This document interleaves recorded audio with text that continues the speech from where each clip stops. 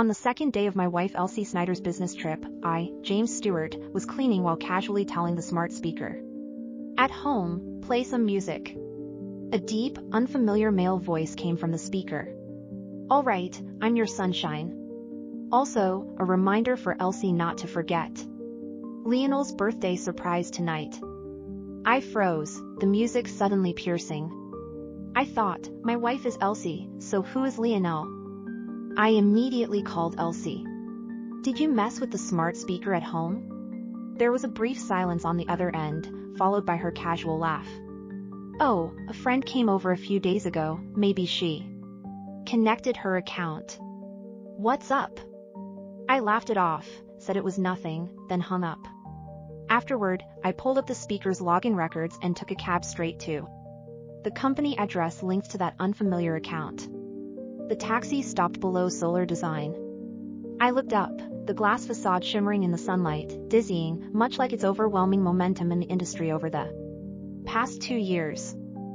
Solar Design is the biggest competitor of Dream Builder Design Studio, which I founded. The receptionist was very professional, showing no discourtesy despite knowing I was the boss of a rival company. She simply handled it formally and dialed the internal line. A few minutes later, a man in a casual shirt hurried out of the elevator, looking clean and innocent. He is Leonel Mason. The moment he saw me, his eyes clearly showed a flash of panic, but he quickly composed himself and forced a very fake smile. He asked, "Hello, may I know who you are?" The smart speaker issue, I got straight to the point, looking at him calmly. The login record shows it's your account. Ah, that speaker. He suddenly realized and then scratched his head awkwardly, saying, "That's my roommate's. A few days ago, he used my phone to log in, said his membership expired and wanted to borrow an account for a couple of days. Did it cause you any trouble? I'm really sorry." His words were flawless, both distancing himself and appearing innocent. If I didn't know Elsie, I might have actually believed it. She's arrogant and sensitive, there's no way she'd allow an unrelated intern to log into her home devices with a personal account. My gaze slowly shifted from his innocent-looking face to his wrist. He was wearing a silver bracelet. 2 irregular rings intertwined, with one engraved with a tiny letter E.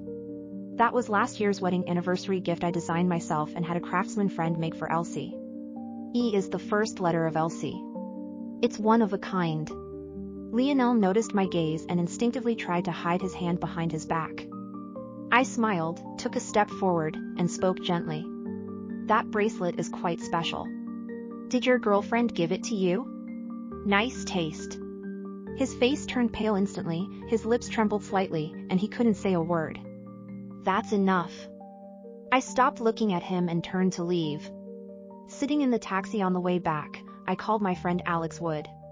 He's the best divorce lawyer in the business.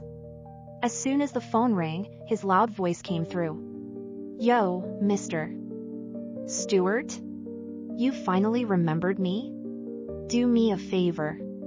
I stared at the city streets rapidly retreating outside the window, my voice unnervingly calm. Look into someone, an intern at Solar Design, Leonel Mason. Also, dig out all of Elsie's financial transactions and hotel records from the past 6 months. Don't miss a single detail. Alex was silent for 2 seconds, then dropped the joking tone. Did they cross you? Something worse, I said. The call ended, and the car fell into dead silence. It wasn't long before Elsie called. On the screen, the word honey felt particularly ironic. I took a deep breath and answered. James, what's wrong? Her gentle voice came through the receiver, as considerate as ever, with just the right amount of concern. I heard from Alex that you asked him to look into something. Are you having trouble at work? See, she even planted her informants this quickly. I suppressed the surge of emotions in my heart and replied in the most casual tone, no, I just suddenly missed you. On the other end, there seemed to be a sigh of relief, followed by a soft laugh. Honey, I miss you too. Once I finish this project, I'll fly back to be with you right away, my sunshine. The word sunshine clearly drilled into my ears. My grip on the phone suddenly tightened. So, I wasn't her only sunshine. Or maybe I never was. Alex's efficiency was astonishing. In less than half an hour, I received a message. He sent a link along with a comment, "Performance of the Year by the Best Actor," with such a complete chain of evidence that I feel bad charging you full price. Enjoy. I clicked it open. It was Leonel's social media account, set to public. The latest post was a close-up of a wrist wearing the oh-so-familiar bracelet, captioned, "Sunshine coming your way, Ms. S." My Sunshine nickname, my bracelet, have now become another man's trophies. I scrolled down expressionlessly. A photo's background was our home study. Leonel held his face, smiling innocently, with the rare architectural books I brought back from Italy behind him. Caption, "Soaking up knowledge in Ms. S's study, I feel like I'm getting smarter too." In one photo, he held a pen sketching on a blueprint that was the limited edition pen I gave Elsie for her 30th birthday. Caption, "The pen Ms. S gave me is amazing. She said my hand deserves the best pen." Another photo was taken at the private kitchen we often visited, featuring my favorite dishes. Caption, "At Ms. S's secret spot.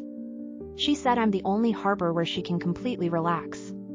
Every photo, every word, felt like a precise scalpel, cutting into the softest parts of my memories. Until I came across the post updated 3 days ago. In the photo, Leonel held a printed design blueprint, smiling boldly and proudly. Caption, "Ms. S stayed up late helping me revise the design. She said I'm the most talented designer she's ever met and will definitely win the Summit Center project. Go for it!" Summit Center is the project Dream Builder poured its heart into and prepared for 6 months, marking the most important milestone in my career. I suddenly jumped up from the sofa, grabbed my car keys, and rushed out the door. The company was empty late at night.